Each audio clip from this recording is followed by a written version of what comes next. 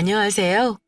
한창 좋을 결혼 초반에 갈수록 시댁과 남편이 싫어져 이혼한 30대 여자입니다. 결혼이란 건 제정신이 아닐 때 하는 거라고 하는데 해보니 정말 맞더라고요.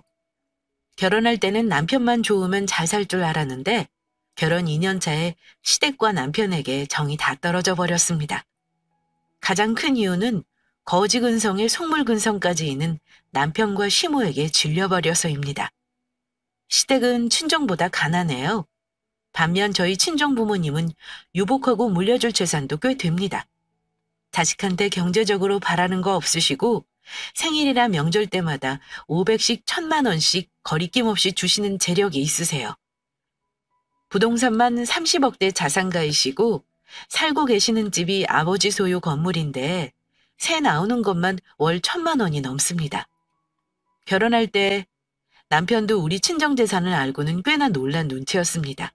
그래서 그런가 남편이 결혼 전에는 저와 친정 부모님께 참 잘했어요. 저는 남편의 속내도 모르고 저를 사랑해서 그런 줄만 알았습니다. 저희 친정 부모님은 평소에는 저한테 연락도 잘 안 하시고 우리 부부 둘만 잘 살면 된다 하시는 분들이십니다. 엄마는 한 달에 몇 번이고 맛있는 제철 음식 같은 걸로 택배로 보내주십니다. 우리 집에만 보내주시는 게 아니라 보내실 때마다 꼭 시부모님도 챙기시는 분들이에요. 그래서 저도 제 용돈에서 엄마 아빠 과일이랑 맛있는 거 생기면 보내드리고 신발이나 옷까지도 종종 챙겨 보내드리곤 합니다. 그런데 시댁에서는 특히 시어머니는 받는 걸 당연하게 생각하고 고맙다는 말 한 번을 안 하세요. 처음에는 말을 잊으셨나 했지만 몇 번 그러고 나서는 친정의 호의를 당연하게 생각해서 그런 거라는 걸 알았습니다. 결혼 초반에 첫 명절 맞이할 때 친정엄마가 백화점에서 한우 세트와 과일을 사서 보내신 적이 있었어요. 어머니 때 갖다 드렸더니 어머님이 대뜸 하신다는 말이 이랬습니다. 고기가 백화점 거라 그런가 너무 좋구나. 요즘 우리 예진이 공부하느라 몸이 비실한데 몸보심 시켜야겠다. 이따 저녁 때 먹어야겠네. 근데 얘, 이건 무슨 한우야? 백화점 거라 좋긴 하다만 행성 한우는 아닌가 보네? 한우도 브랜드가 있나요? 엄마가 그냥 제일 좋은 거라고 보내신 건데요. 한우는 행성 한우가 제일 맛있잖아. 어디 보자. 아이, 이건 행성 한우는 아닌가 보네. 에이, 너희 부모님은 그것도 모르신다니? 이러시면서 신이 나셔서는 냉장고에 넣으십니다. 황당한 게 빈말로라도 우리 부모님께 고맙다는 말이 없어요. 고맙다고 직접 전화를 못한다면 최소한 저를 통해 잘 먹겠다 인사말이라도 하셔야 하는 거 아닌가요? 그리고 제가 있을 때는 절대 고기를 굽지 않으십니다. 시누이 오면 자기들끼리 먹는 거겠죠. 시가와 친정 재력 차이도 상당한데 왜 결혼했냐 많이들 궁금하시죠? 사실 남편과 저는 같은 학교 출신입니다. 동아리 선후배로 만나 연애만 5년 넘게 했어요. 남편은 공대고 저는 의류학과 출신이에요. 남편이 취업 준비하는 동안 제가 먼저 외국 패션 브랜드에 취업이 되어서 1년간 제 뒷바라지 아닌 뒷바라지를 했습니다. 그때는 제가 많이 좋아했으니까요. 그러다가 남편이 누구나 다 아는 대기업에 취업 성공했고 결혼까지 하게 된 거고요. 친정에서는 제가 오래 사귄 사람이라는 거 알고 애초부터 반대 같은 거 안 하셨습니다. 저보다 2살 많은 언니가 아직 미혼이었지만 제가 앞서가는 거 뭐라 하지 않고 결혼 허락하셨고요. 조건만 따지고 보면 제가 훨씬 더 좋았지만 제 눈에는 남편은 못지않게 잘난 남자였어요. 남편은 취업한 지 얼마 안 돼서 모아놓은 돈은 없었지만 솔직히 제 덕에 결혼한 거나 마찬가지입니다. 우리 친정 부모님이 집도 해주셨으니 그야말로 저한테 공짜 장가든 셈이었어요. 본인도 그걸 알고는 있는지 결혼 전부터 저한테 하는 말이 이랬습니다. 결혼하면 장인어른하고 장모님께 진짜 아들처럼 잘할게. 너희 집은 딸만 있는데 내가 아들 노릇 해야지. 정말 그 말 믿어도 되지? 가뜩이나 나 혼자인데 시집가고 나면 우리 부모님 너무 허전하실 것 같아 걱정이었거든. 그럼 당연하지. 사위가 아니라 아들처럼 잘할게. 이러면서 친정 부모님께 잘하겠다는 말을 하도 많이 하길래 정말 그 말을 믿었습니다. 네, 제가 등신 맞습니다. 결혼 저렇게 했어요. 결혼에 손해가 어딨어라는 생각으로 했습니다. 하지만 저에게도 결혼은 현실이라는 온 세상이 다 아는 이 명제는 여지없이 해당되는 것이더군요. 제가 알게 된 시댁 상황이 어땠냐면요. 시부모님 두 분은 노후 준비가 전혀 안 되어 있었습니다. 시집 안 간 시누이는 몇 년째 취업 준비만 하는 상황이었고 버는 돈 없이 전부 우리 남편에게만 의존하고 있었어요. 두 분 다 나이는 60대인데 노후 준비가 안 되어 있으면 뭐라도 일을 하실 법하잖아요. 그런데 남편이 보내주는 용돈으로 생활하십니다. 오롯이 남편이 보내주는 돈이라고 할 수도 없는 게 결혼 전에는 남편 혼자 버는 월급으로 그 집 식구들이 생활했고 결혼 후에는 저와 남편이 월급을 합쳐 300 정도 생활비를 맞춰드립니다. 그러다 보니 남편과 둘이 벌어도 빠듯할 때가 많았어요. 오히려 결혼 전보다 하고 싶은 거 참고 살아야 했습니다. 시누이는 모아놓은 돈은커녕 일할 생각도 없어서 간간히 아르바이트만 하는 걸로 알아요. 제가 봐도 참 답이 없지만 저만 답답해하는 것 같았습니다. 시누이는 외모는 또 반반해요. 학벌도 별로이고 직장도 없는데 참 희한한 게 날아다니는 남자는 많다고 자랑삼아 얘기하긴 합니다.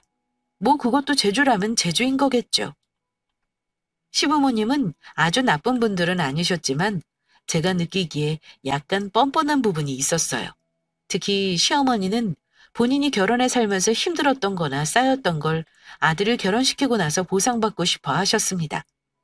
자기는 예전 시어머니처럼 시집살이 시키고 싶지 않다고 하면서 며느리와 쇼핑도 하고 여기저기 돌아다니고 싶어 하셨어요. 가끔 김치나 반찬 같은 거 챙겨주시기도 하셨는데 그걸 빌미로 오셔서는 꼭 본인이 바라시는 거 한 가지씩은 얻어가십니다. 나는 며느리 부려먹는 건 절대 안 하고 싶어. 내가 너 우리 집에 오면 일 시켜 먹는 거 봤어? 다 네 시누이랑 내가 하자니. 세상에 이런 시어머니 없다. 그건 너도 알지? 주변에서도 나같이 하는 시어머니 없다더라. 근데 요즘은 식구들 다 모여서 밥 한 끼 먹으면 식구가 하나 늘었다고 설거지하는 게 왜 이리 힘들다니? 요즘에는 뭐 식기세척기가 손으로 씻는 것보다 더 깨끗하다지? 그거 하나 있으면 너나 하나나 명절에 설거지 걱정은 없겠구나. 얘기하다 보면 세상에 이런 시어머니 없다고 자화자찬을 하시고는 꼭 저렇게 흘리십니다. 그래서 결국은 식기세척기 제가 사드렸어요. 게다가 어머니는 저랑 가깝게 지내고 싶어 하시고 자주 보고 싶어 하시는데 저는 그게 부담스럽습니다. 제 입장에서는 생활비 드리는 게 마지노선이거든요. 생활비를 적지 않게 받아가시면서 늘 플러스 알파로 바라시는 거 부담스럽고 싫었어요. 저 같으면 아들내외가 뼈 빠지게 고생해서 한 달 생활비 보내드리면 미안해서라도 다른 요구는 못하는 건 당연하고 해드린다 해도 마다할 것 같은데 말입니다. 매번 얄밉게 뭐가 좋다더라 얘기하시는 것도 얄밉고 친정에서 보내는 선물에 고맙다는 인사나 하다못해 음료수 답례 하나 하지 않는 것도 싫었습니다. 사실 못된 마음이긴 해요. 어떻게 보면 해드리면서 이런 마음 갖는 게 속 좁다는 거 알아요. 제가 친정엄마한테 속상해서 말한 적이 있었는데 엄마는 이러셨습니다. 정 마음이 힘들면 너도 힘든 티 내지 그러니? 얘기 안 하면 시댁에서는 모르는 거야. 우리 집이 여유가 되니까 해주는 줄만 아는 거지. 이렇게 말씀하시긴 했습니다. 하지만 그러면서도 엄마는 늘 시댁에 잘하라는 말을 잊지 않으셨습니다. 남편도 사실 본인 가족 때문에 부담과 스트레스를 받으며 살고 있긴 해요. 빨리 돈을 벌어야 한다는 생각을 늘 하는 사람인 거 알고 있습니다. 그래서 초반에는 저도 별 얘기 안 하고 스트레스 최대한 안 주려고 했어요. 마음도 곱게 먹으려 노력도 많이 했고요. 하지만 자꾸만 친정과 비교가 되는 게 보이니 저도 사람인지라 때로는 열받기도 했습니다. 자기네 집에는 생활비 들이면서 우리 부모님은 여유 많으니까 당연히 안 드려도 된다 생각하는 것도 솔직히 화가 나더라고요. 저희 부모님이 용돈 받더라도 액수가 중요하겠습니까? 부모 생각하는 마음에 감동하시고 돈을 더 보태서 돌려주실 분들이 저희 친정 부모님이십니다. 저희가 어버이날에 처음으로 용돈을 드렸던 적이 있었는데 엄마 아빠는 너무 미안해 하시면서 이 돈을 어찌 쓰냐고 하시더라고요. 그러더니 한 달 후에 저의 차를 바꿔주셨습니다. 남편이 결혼 전부터 타고 다니던 차 오래돼 보인다면서요. 결혼하기 전엔 집안 경제력 격차가 어떤 건지 정말 와닿지는 않았거든요. 근데 생활하면서 바로 느끼겠더라고요. 아, 이런 걸로도 마음이 상할 수 있는 거구나 하고 말입니다. 매달 시댁에 의무적으로 들어가는 돈이 있는 것도 그렇습니다. 이게 은근히 스트레스더라고요. 생활비 외에 어머니가 뭘 더 요구하시거나 바라시는 게 있으면 싫은 마음부터 올라오고 어머니가 하는 연락도 받기 싫을 때가 많았습니다. 저도 결혼 전에는 이런 마음이 생길 줄은 몰랐는데 자꾸만 시댁이 싫어지더라고요. 결혼할 때 시댁 지원은 거의 안 받았던 것까지 떠올리면 더 억울한 마음만 들었습니다. 제가 경제적인 부분에서 양가 비교를 굳이 하는 이유는 결혼하고 얼마 안 돼서 남편이 돈 사고를 한번 친 적이 있었는데 이 일을 수습하는 과정에서 남편에게 크게 실망한 일이 있었기 때문입니다. 그때 남편에게 질리고 나서 부부 사이가 소원해지기도 했고요. 한창 코인이니 주식이니 유행할 때 주변에서 돈 벌었다는 말에 남편도 저 몰래 그런데 투자를 했던 것 같더라고요. 하지만 그렇게 돈 벌기 쉬우면 세상에 가난한 사람이 왜 있겠습니까? 결국 폭락이 왔을 때 남편은 빚까지 당겨서 투자를 하다 푼돈만 남기고 다 날려버린 일이 있었습니다. 5천만 원이 좀 안 되는 돈이었지만 그 당시 우리 부부에게는 만만치 않은 돈이었습니다. 매달 월급에서 시댁 생활비를 드리느라 여윳돈이 얼마 없었던 때였는데 남편이 그런 사고를 치는 바람에 남편과 갈등이 생겼습니다. 정말 진지하게 이혼까지 생각할 정도로 남편과 다퉜어요. 사건 터졌을 때 남편은 자기 월급을 전부 빚 갚는 걸로 쏟아 부어야 하는 상황이었는데 그럼 도저히 생활이 안 되겠다 싶어 제가 시부모님에게 드리는 용돈을 끊겠다고 했어요. 그랬더니 남편이 펄펄 뛰면서 저에게 말한 게 뭐였냐면요. 우리 부모님은 내가 드리는 돈 아니면 생활 못 하시는 거 뻔히 알면서 그래? 여보, 그러지 말고 다른 방법 생각해보자, 어? 다른 방법이 뭐가 있어? 당신 대출도 안 될 거고 모은 돈 가지고 택도 없는 거 알잖아. 그랬더니 이 인간이 머뭇거리면서 한다는 소리가 저기 여보, 장모님한테 좀 도와달라 그러면 안 되는 거야? 건물 월세만 해도 얼마야? 모아둔 재산에서 우리 도와주는 몇 천은 큰 돈도 아닐 거 아니야. 우리 부모님 하시면 걱정하시니까 말씀드리지 말고 당신 부모님께 부탁 좀 해봐. 남편이 우리 친정 부모님에게 돈을 좀 빌려보라는 말을 하는데 확 열이 받더라고요. 양심 좀 있어라.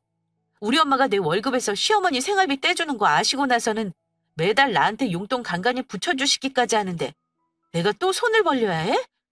싫으니까 당신이 사고 친 건 알아서 수습해. 당신 부모님한테 빚을 내서라도 빌려달라고 하던가. 우리 부모님이 빚을 어떻게 내? 당장 내 동생 결혼 준비하는데 골치 아프신데 나까지 그럴 순 없어. 이번 한 번만 눈 감고 당신이 나 좀 도와줘. 사실 친정엄마는 결혼하고 나서 제가 그전처럼 백화점에 못 간다는 거 알고 나서 매달 용돈처럼 수시로 돈을 보내주셨습니다. 예쁜 옷 입고 출근하라고 옷 한 벌 값을 보내주시거나 가방 사라고 보내주시거나 시시때때로 보내주셨어요.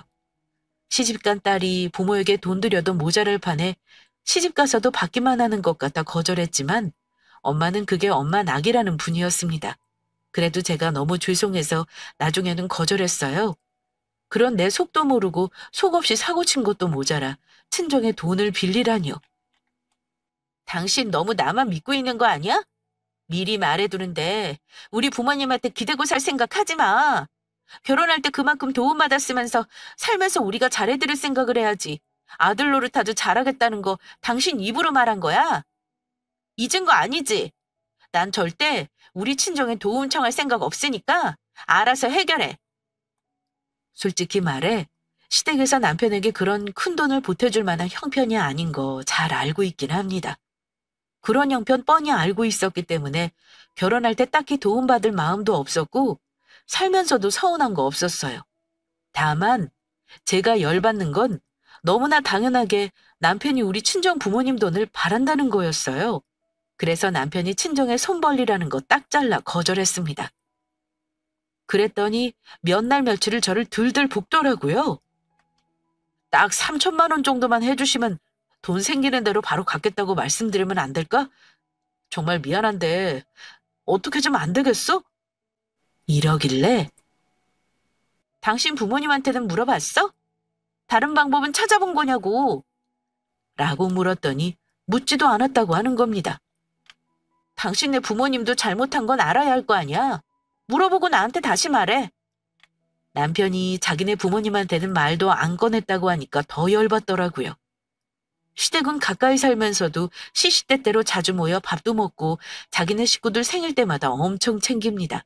심지어 시부모님 결혼 기념일까지도 챙겨야 해요. 그런데 우리 집은 조금 멀다는 이유로 자주 가지도 않으면서 아쉬운 소리는 왜 우리 부모님께 해야 하는 건가요?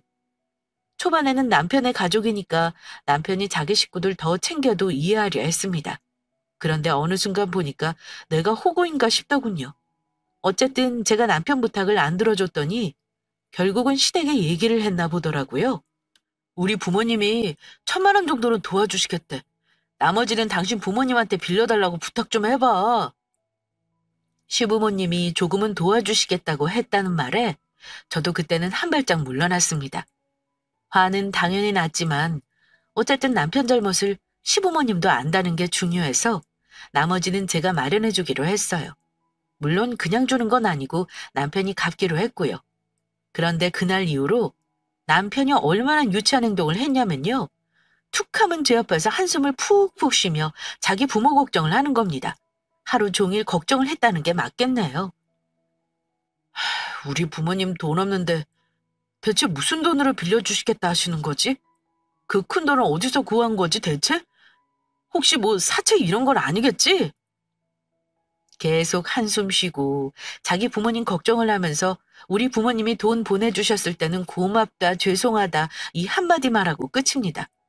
가만 보면 남편은 늘 말로만 우리 부모에게 효도를 하는 것 같았습니다. 제가 부모님에게 때로 고맙다고 얘기하면 엄마는 사위 보고 준 돈 아니고 너 힘들까 봐 준 돈이니까 미안한 마음 갖지 마. 이렇게 말씀하시며 제 마음을 달래주셨습니다. 제가 너무 화가 났던 건요. 자기 부모는 어려운 형편이니까 힘들게 구한 돈이라 귀하고 우리 부모 돈은 당연히 받을 수 있는 돈인가요? 지가 사고쳐서 빚 만들었으면 본인이 해결해야지. 자기 부모고 우리 부모고 여기저기 손 벌리고 심지어 자기 부모님에게는 말도 안 하려 했다는 게 생각할수록 화가 났습니다. 이렇다 보니 나중에 이런 일이 있을 때마다 저한테 자기 책임을 떠넘길 수 있겠다는 생각이 들더라고요. 그런데 제가 그런 마음을 갖고 있어서 그런 건지 살다 보니까 자꾸만 서운할 일이 생기더라고요. 그 일 겨우 수습하고 나서 얼마 지나지 않아 친언니가 결혼하게 되었습니다. 친정 부모님은 같은 연도에 자식 결혼 2번 시키는 건 민폐라면서 해를 넘겨서 결혼 날짜를 잡았어요. 저 결혼할 때 언니는 대학원 다니면서 버는 돈 없으면서도 저한테 200만 원을 해줬습니다. 저도 도움을 주고 싶었는데 언니가 가전으로 해달라기에 사고 싶다는 냉장고를 장만해줬어요. 근데 제가 냉장고 장만해주는 거 보고 남편이 얼마나 인색하게 굴었는지 모릅니다. 너무 비싸다는 둥, 자기 동생 결혼할 때도 그 정도는 해줘야겠다는 둥 지랄을 했지만 싹 다 무시하고 제 돈으로 해줬어요. 어차피 남편 놈은 자기 돈 안 보탤 테니 물어보지도 않았습니다. 그래도 경조사니까 시댁에는 알려야 하는 거라 언니가 결혼한다고 했습니다. 시댁 수준이면 경조사비 한 30만 원 정도 하시겠거니 했어요. 하지만 언니 결혼식 앞두고 시어머니가 저 부르시더니 결혼식에 못 간다고 하시더라고요. 사정이 있어서 네 언니 결혼식에 참석은 못한다만 축하한다고 전하렴. 이렇게 말씀하시며 봉투를 건네셨는데 나중에 내용물 확인해보고 진짜 경악을 했습니다. 축의금이라고 넣은 돈이 고작 5만 원이더군요. 무슨 회사 동료가 결혼한답니까? 저는 너무 기가 막혀서 남편에게 말도 안 했어요. 그거 말해봤자 싸움밖에 더 하겠어요? 친정엄마한테 차마 5만 원짜리 봉투를 건넬 수가 없어서 제 돈으로 채워 시어머니가 주시는 거라고 하고 드렸습니다. 엄마는 고마워하시면서 언니 결혼하고 나서 시댁으로 답례 선물까지 보내려고 하시길래 제가 따로 했다고 신경 쓰지 말라고 겨우 말렸어요. 그렇게 덮으려고 했는데 지나고 나니 시댁이랑 남편에게 두고두고 서운하더라고요. 그래서 속으로는 앞으로 시댁 경조사가 있으면 딱 받은 만큼만 해야겠다고 결심하고 있었습니다. 그런데 그것만 서운한 게 아니었습니다. 결혼해서 2년이 돼가면서 느낀 건데 남편이란 놈은 노골적으로 우리 친정의 재산을 노리는 티를 냈습니다. 남편이 쓰는 컴퓨터를 제가 쓰기도 하는데 이 인간이 검색어 삭제를 안 했는지 뭘 검색한지 다 남아있더라고요.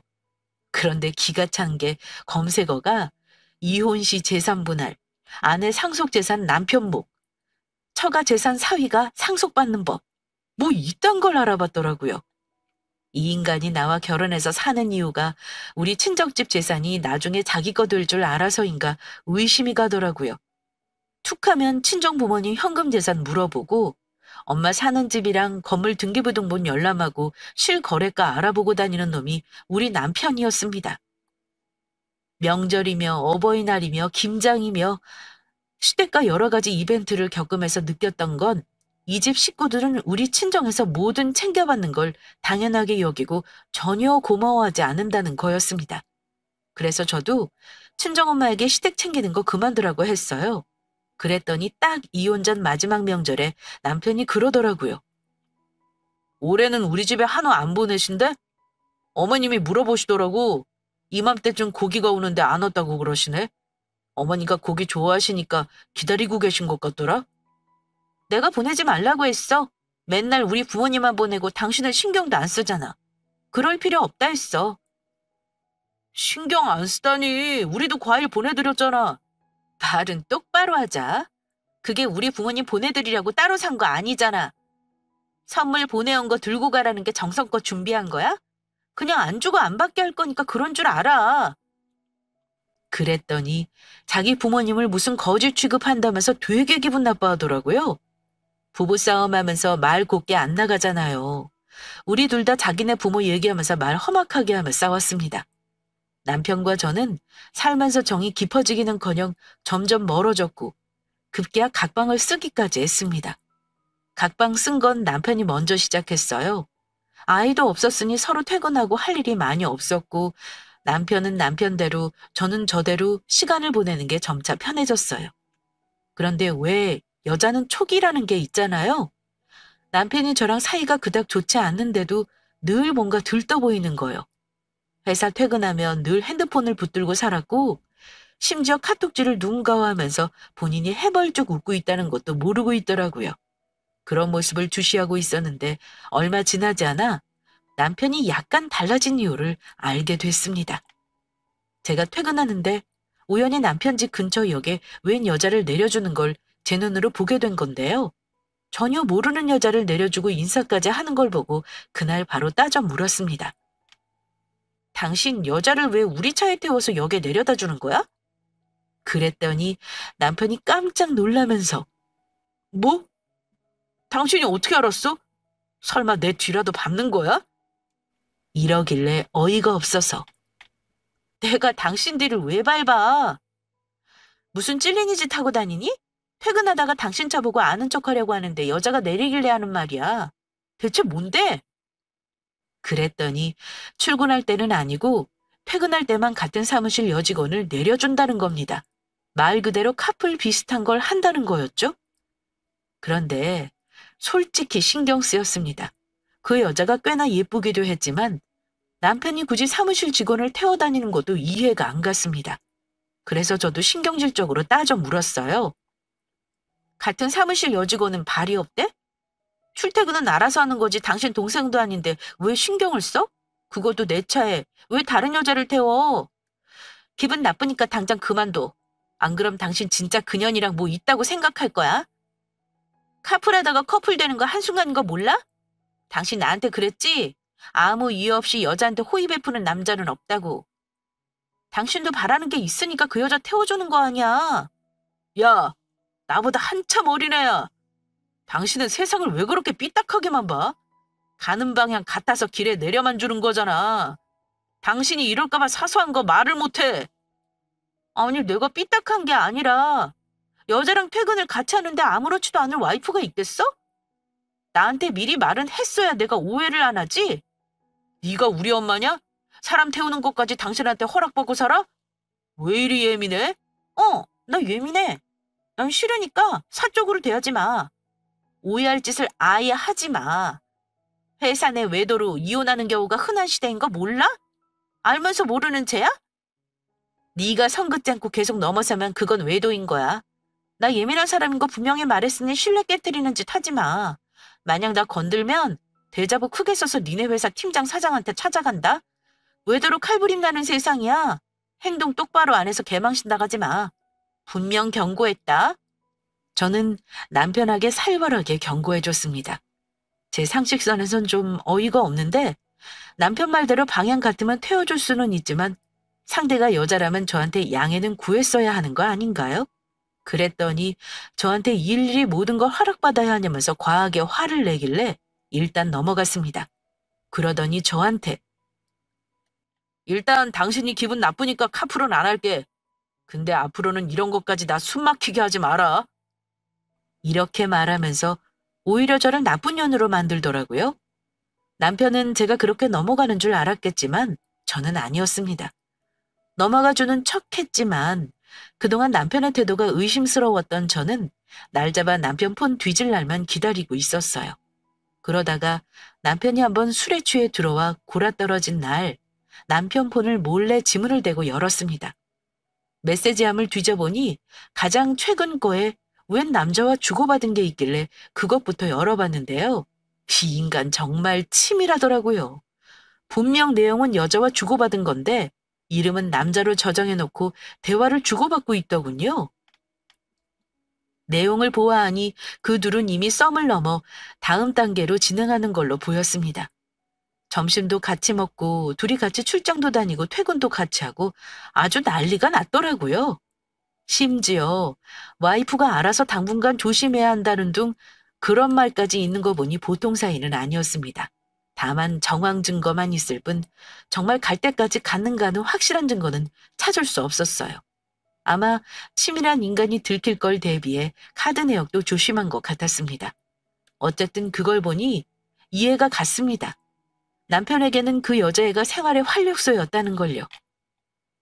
저는 남편에게는 모른 척하고 일단 정확한 증거를 더 모을 때까지 기다려볼 생각이었습니다.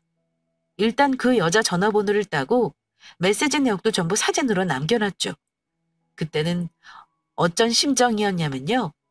남들은 남편 바람 피우는 낌새 눈치채면 부들부들 떨린다고 하잖아요. 솔직히 저는 옳다구나 하는 심정이었습니다. 어디 한번 걸려봐라 하는 심정이요. 아마도 제가 짧은 결혼 생활 동안 이미 너무 많은 실망을 해서 이혼을 이미 염두에 두고 있었던 것 같아요. 하지만 딱히 남편을 유책 배우자라고 할 만한 사유랄까? 그런 게 부족했거든요. 이것만 제대로 잡으면 이혼할 때 나한테 유리하지 않을까 하는 생각이었습니다. 그래서 남편에게 숨기고 몰래 뒤를 캐는 동안 억장이 무너지거나 하지는 않았어요. 어찌하면 제대로 혼내줄 수 있을까 이것만 고민했고요. 남편은 단순히 사무실 여직원이라고 했지만 제가 본 바로는 그냥 부하와 상사 사이는 절대 아니었네요. 그 여자애는 아직 어려서 인스타그램 같은 걸 하더라고요. 확인해보니 남편 얼굴은 안 나왔지만 누가 봐도 내 남편이 확실해 보이는 남자가 많이 찍혀 있더군요. 남편은 저에게 얼마나 야무지게 거짓말을 했는지 모릅니다. 아주 저 모르게 많이도 놀러 다녔더라고요. 그쯤 되니 이 두 사람의 깊은 관계건 아니건 중요하지 않았어요. 이미 정신적으로는 외도를 하고 있는 거였으니까요. 남편은 제가 차곡차곡 이혼의 증거를 모으고 있었다는 사실을 전혀 모르고 천진난만하게 지내더군요. 그 와중에 시댁에서는 저와 남편 사이가 소원한 줄도 모르고 그놈의 밥은 뭐 그리 먹자고 하는지 말입니다. 이런저런 핑계를 대고 저는 시댁에 가는 걸 피했습니다. 하지만 시누이의 결혼을 앞두고 어쩔 수 없이 상견례니 뭐니 며느리 역할이 필요한 곳에 갈 수밖에 없었습니다. 아직은 때를 기다려야 했을 때라 군말 없이 가족 행사는 참여했어요. 시누이 결혼을 앞둔 어느 날 친정엄마가 연락을 하셨더라고요. 축의금 100만 원 보낼 테니까 시어머니 미리 드리렴. 그래야 너도 체면이 살지. 엄마는 또 시댁 경조사까지 챙기려 하시길래 마다했습니다. 엄마, 그럴 필요 없어. 내가 많이 하니까 그냥 조금만 해요. 한 10만 원 정도만 해도 충분해. 뭐? 그래도 그건 아니야. 이건 엄마가 하는 거니까 분말 말고 드려라. 엄마는 경우가 아니라고 했지만 신모가 우리 언니 결혼할 때 5만 원 한 거 생각하니까 열불이 나서 안 되겠더라고요. 엄마한테 차마 말은 못하겠지만 100만 원은 너무 과하다고 겨우 말려서 30으로 합의 봤습니다. 남편에게 미리 친정엄마가 보낸 축의금을 전해줬어요. 신우이에게 바로 계좌이체 하려다가 그래도 봉투에 담아주는 게 나을 것 같아 남편에게 전해달라 부탁했습니다. 그런데 제 봉투를 받아든 남편이 바로 그 자리에서 액수를 확인해보고는 썩은 표정으로 뭐라는 줄 아세요? 우와, 네 친정 진짜 너무하네. 30? 설마 이거 정말 30만 원이야? 이러면서 황당한 표정을 짓는 겁니다. 왜? 내가 10만 원도 많다 그랬는데 엄마가 우겨서 30으로 하신 거야. 뭐 문제 있어? 당신 일부러 이래? 내 동생 결혼하는데 당신 집에서 고작 30만 원이 뭐야? 이럴 거면 차라리 하지를 말던가. 정말 장모님이 이것만 주신 거 맞아? 30만 원 축의금이 적다는 말을 하며 화까지 내는 거 보니 저 역시 간신히 누르고 있던 화가 치밀어 오르더라고요. 아니, 아가씨가 당신 동생인지 내 동생이야? 우리 엄마가 당신 동생 결혼식에 대체 얼마를 해야 한다는 건데? 그랬더니 이 인간 한다는 말이 야, 건물 주면 건물주답게 한 300 정도는 주셔야 하는 거 아니야? 있는 사람이 더 한다더니 장모님 고작 나한테 마음 씀씀이가 이것밖에 안 되시는 거야? 와, 진짜 서운하네. 지가 우리 부모한테 뭘 얼마나 했다고 저 따위를 말을 한답니까? 웃기시네. 300만 원? 우리 엄마가 왜 네 동생 결혼하는데 300을 쓰냐? 뭐 받은 게 있어야 그 정도 하지. 너네 집은 거지라서 우리 언니 결혼할 때 5만 원 보냈냐? 5만 원 보낸 거에 30만 원 갚는 건데 고마운 줄은 모르고 300 같은 소리 하네. 우리 집에 돈 맡겨놨어? 친정집에는 돈 쓰는 거 아까워하면서 뭘 그리 바라는 게 많은 건데. 30 먹고 떨어지던가 그것도 싫으면 결혼 때려치워. 너한테도 질리고 너네 집 식구들한테도 진짜 질린다. 아마 제 말이 전곡을 확 찔렀을 겁니다.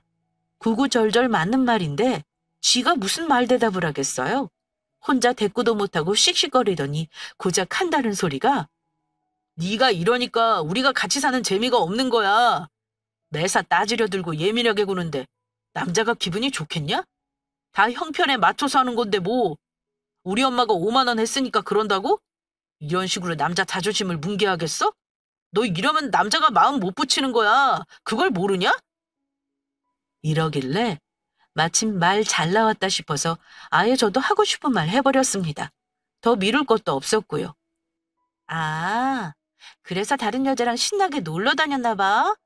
카풀만 하는 거라고 큰 소리 치더니 둘이 점심도 먹고 차도 마시고 아주 별 지랄을 하면서 다녔더라? 내 입으로 이런 걸 기어코 말하게 하는구나. 조용히 이혼설이 던져주려고 했는데 나도 이제는 못 참겠다. 너도 싫고 거지 같은 네 식구들도 다 정떨어지니까 내 인생에서 꺼져줄래? 남편은 갑자기 당한 공격에 어버버거리며 상황 파악을 하려고 누나를 열심히 굴리더라고요. 본인이 다른 여자한테 한눈 판 걸 들켰으니 불리하다는 걸 알 테고 다음 상황을 열심히 계산해 보는 거겠죠. 잔머리 굴리려고 하는 남편에게 한 번 더 확실히 말해줬습니다. 네가 우리 친정재산 욕심부리고 부동산 조사하러 다닌 거 모를 줄 알았냐? 나랑 3년 이상 살면 재산분할 할 수 있으니까 그때까지 붙어있다가 콩고물이라도 받아먹을 생각이었나 본데 미안하지만 네 생각대로는 안 될 거야. 내가 그동안 너 딴짓거리 하는 거 지켜보면서 기다린 거야. 누굴 바보로 하니? 너는 내가 모르는 줄 알더라? 그렇게 티를 내고 웃고 다니는데 여자가 모를 것 같았니? 나는 대체 네가 무슨 말을 하는지 모르겠다. 나는 모르는 일이야. 사람을 뭘로 보고 그런 말을 해. 나는 맹세코 너한테 부끄러운 짓 한 것 없어. 증거 있어? 그래, 있으면 증거를 가져와. 내가 그랬다는 증거. 남편은 자기를 떠보는 건지 정말 제가 모든 걸 알고 말하는 건지 긴가민가 하더군요.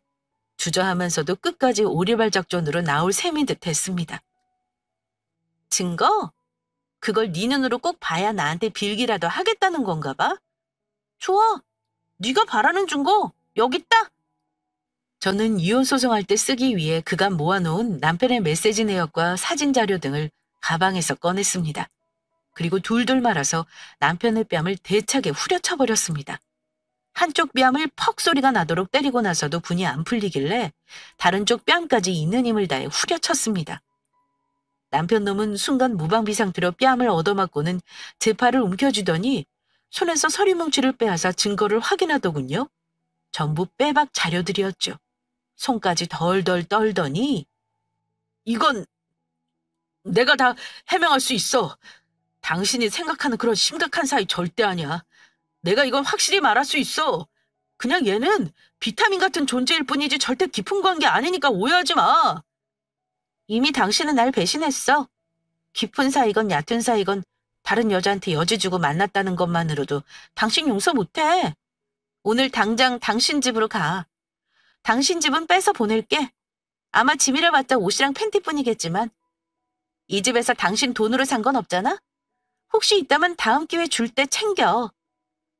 당신 진짜 이럴 거야? 날 뭘로 보고 이혼이야? 절대 못해. 우리 부모님 와서 엎어버리기 전에 조용히 나가. 너네 부모님한테 전부 내 입으로 까발리기 바라냐? 그랬더니 움찔하면서 일단 물러서더군요. 남편을 쫓아내고 나서 저는 바로 집 정리하고 이혼 준비에 돌입했네요. 아는 변호사에게 미리 자료를 보내놨고 착수금까지 줬던 터라 소장 접수만 하면 되는 상황이었습니다. 외도 증거가 충분히 많다고 했지만 저는 상간녀 소송도 진행했어요. 일단 남의 가정을 건드리냐는 혼나는 게 맞는 거잖아요. 그냥 넘어갈 생각은 절대 없었습니다. 그 후 양가 부모님 알게 된 건 당연했고 저희 부모님 완전 노발대발하셨습니다. 그동안 사이라고 제 시댁이라고 마음 써주신 거 배신감 엄청나게 느끼셨어요. 어머니는 더 웃겼습니다. 집에까지 찾아와 다짜고짜 이러셨습니다. 우리 아들이랑 이혼하겠다고? 내 아들이 뭐가 부족하다고 너 같은 년이랑 살겠냐? 집 좀 잘 산다고 그렇게 내 아들을 무시했다며? 그러니 남자가 한눈을 팔지. 잘 생각해봐라. 이혼하면 여자만 손해야. 누가 손해인지 잘 따져보고 결정하라는 거야. 이러면서 큰 소리 치시길래 제가 그랬습니다. 솔직히 말해 누가 손해겠어요? 저 같은 재혼 많은 여자 놓친 남편이 손해죠. 잘난 아들 끌어안고 평생 살아보세요. 아님 고분고분한 새 며느리 들이시던가요. 저희 부모님 오시기로 했으니까 봉변 당하기 전에 돌아가시죠. 저는 어머니에게 쏘아붙이고 다시는 찾아오지 말라고 했습니다. 저희 친정아빠는 어찌나 화가 나셨는지 다음날 시댁에 찾아가서 다 엎어버렸네요. 남편 놈은 정말 이혼당하게 생기니 그제야 빌더라고요. 빈다고 받아줄 거면 제가 저희 부모님까지 불러 그 사단을 내진 않았을 겁니다. 확실히 끝내기 위해 마무리를 한 거였죠. 그 후 저는 소송으로 이혼했습니다. 혼인기간이 짧아 오래 걸리지 않았어요. 유책 배우자가 명확했으니까요. 위자료 2천에 재산 분할 없이 끝냈습니다. 상간소송은 1년이 지난 지금도 진행 중이네요. 남편이랑 바람난 년이 하도 부인하고 증거 불충분 주장을 해서 긴 싸움이 될 것 같습니다. 이번 기회에 그녀도 정신 차리라는 의미에서 끝까지 괴롭게 할 작정입니다. 이렇게 이혼하고 나니 속이 시원하네요. 아무리 사랑이 좋다고 해도 결혼은 현실이라는 말이 맞아요. 그리고 절대 속물근성, 거지근성의 집안과는 인연을 맺지 말라고 말씀드리고 싶네요. 염치 없는 건 불치병입니다. 절대 고칠 수 없는 병이에요. 저와 비슷한 경험으로 이혼한 분들 꽤나 많을 겁니다. 미혼분들은 결혼 전에 이런 경우를 꼭 피해 가시기 바라는 마음으로 사연을 보낸 거니 꼭 참고하시기 바랍니다. 저의 사연은 여기까지예요. 유쾌하지 않은 얘기지만 끝까지 들어주신 구독자분들께 감사 인사를 전합니다. 저는 앞으로 이혼의 아픔을 잘 털어내 보겠습니다. 이야기는 여기서 마칠게요. 감사합니다.